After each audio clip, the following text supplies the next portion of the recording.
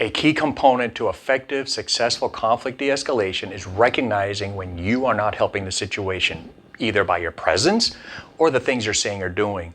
You've got to develop the self-discipline and self-awareness to recognize it's either time to disengage or if is it a time to actually engage. At a recent training seminar, my instructor role player was being loud, rude, and obnoxious, and he clearly, the student he was engaged with was just not connecting with them. That's another key component, is having a rapport, connection, or a bond with the person in crisis who's stressed out, agitated, and all that. And this one student was just not getting there with my instructor role player. The student's partner saw this and saw an opportunity to step in and take over the conversation, because the longer you are dealing with a stressful confrontational situation by yourself, the higher the probability you're going to be the one who ends up saying you're doing something that escalates it.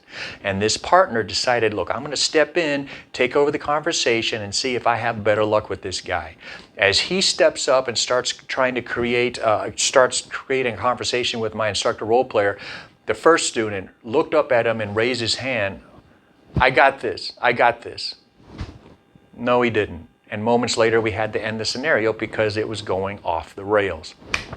We asked him, why in the world would you stay engaged in a situation that you clearly were not making any headway, that you were making no progress? You were not able to create any type of bond, rapport, or connection with them. And he responded, well, because of this person's behavior, I knew my partner was not going to do any better.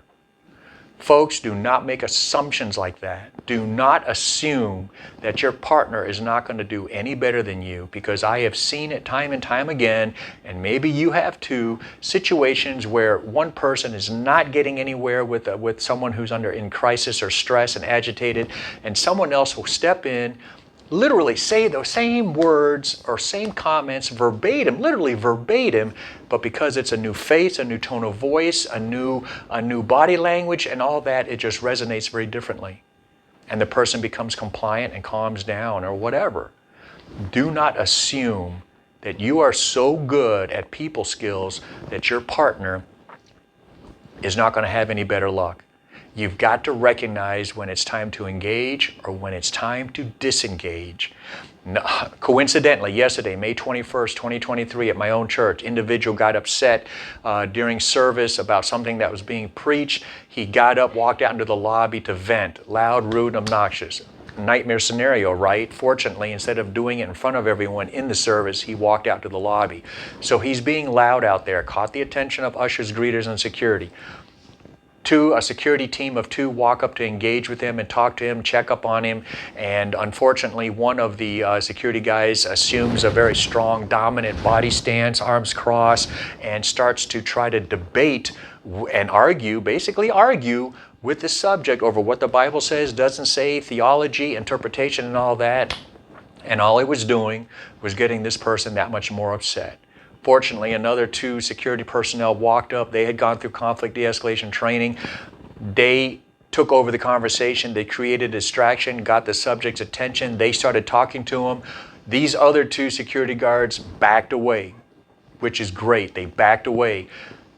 After 20 more minutes of letting this man vent and not saying anything to contradict, to confront, to say anything to this man, he burned off enough energy to the point where he even apologized for comments he made in anger earlier to the other security guys.